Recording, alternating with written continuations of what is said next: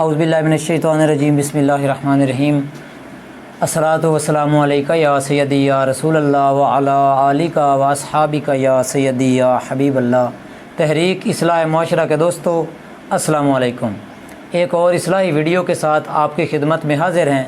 आज हुज़ूर अकरम सल्लल्लाहु ताला अलैहि वालैहि वसल्लम की एक बहुत ही मशहूर व मरूफ़ हदीस के बारे में हमने गुफ्तगू करनी है और उससे एक ख़ास पॉइंट, एक ख़ास नतीजा निकालना है जिसको हमने अपनी ज़िंदगियों में अप्लाई करने की कोशिश करनी है। ये हदीस बुखारी शरीफ में भी कई जगह पे आई है और मुस्लिम शरीफ में भी आई है और हमने कई दफ़ा ये सुनी हुई भी है। दरअसल इस हदीस में हुज़ूर अकरम सल्लल्लाहु ताला अलैहि वसल्लम ने एक वाक़या बयान किया है कि 3 दोस्त सफ़र में निकलते हैं। पहाड़ी सफ़र होता है तो रास्ते में तूफ़ान आता है तो वो पहाड़ में मौजूद एक घार में पनाह लेने की कोशिश करते हैं तो ऊपर से लुढ़कता हुआ एक पत्थर आता है जिससे उनके घार का मुंह बंद हो जाता है। वो उसको धकेलने की कोशिश करते हैं लेकिन नहीं धकेल सकते। तो फिर वो आपस में मशवरा करते हैं कि सब लोग अपना अपना कोई नेक काम जो उन्होंने अल्लाह की रज़ा के लिए किया है वो याद करो और उसके वसीले से अल्लाह ताला से दुआ करो कि वो हमारी ये मुसीबत दूर फरमा दे। तो वो ऐसा ही करते हैं, सारे अपना अपना एक नेक काम याद करके अल्लाह की बारगाह में वसीला बनाते हैं।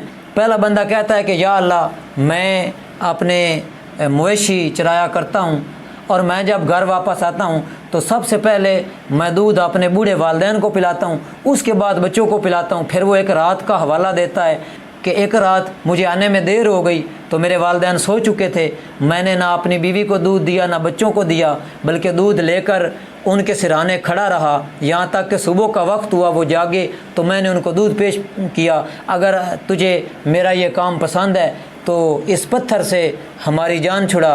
तो क्या हुआ, थोड़ा सा वो सिरक गया। दूसरा आया, वो कहता है मैंने एक दफ़ा अपनी एक चचाजाद जिससे मैं बहुत मोहब्बत करता था उसको बदकारी की दावत दी तो फिर उसने मुझे अल्लाह से डराया तो मैं डर गया, मैंने अगर तेरी खातिर ये काम किया है तो हमें इससे निजात दे।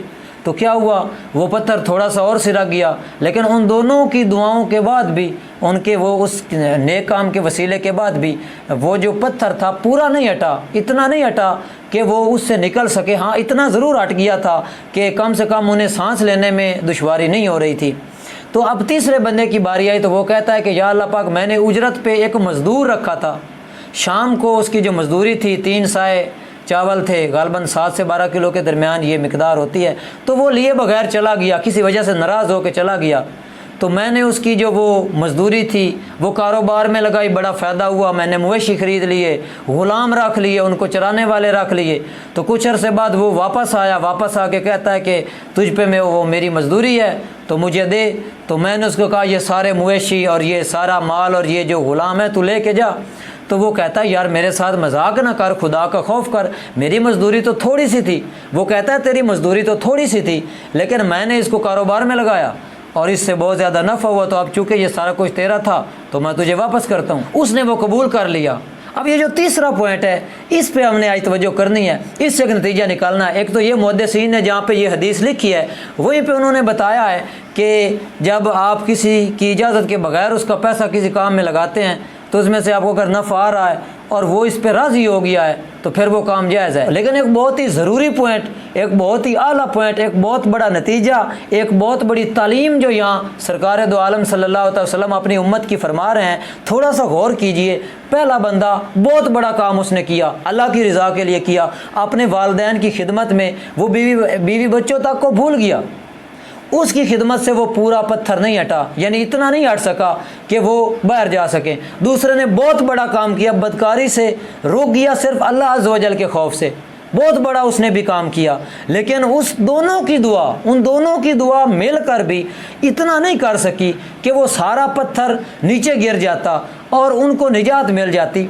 लेकिन जो तीसरा बंदा था उसकी दुआ में ऐसा क्या कुछ था, ये उसके अमल में ऐसा क्या कुछ था कि सारा ही पत्थर नीचे गिर गया और वो निकल गए। तो दोस्तों उसकी दुआ में ये था कि एक हकदार का हक उसने आसान तरीके से वापस कर दिया।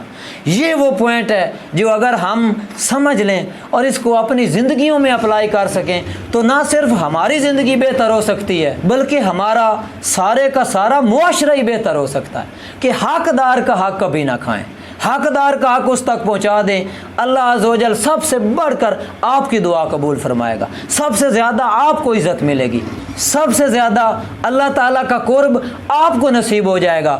سب سے بڑا کام اس حدیث کے مطابق یہ نکل رہا ہے کہ حقدار کو اس کا حق دیں۔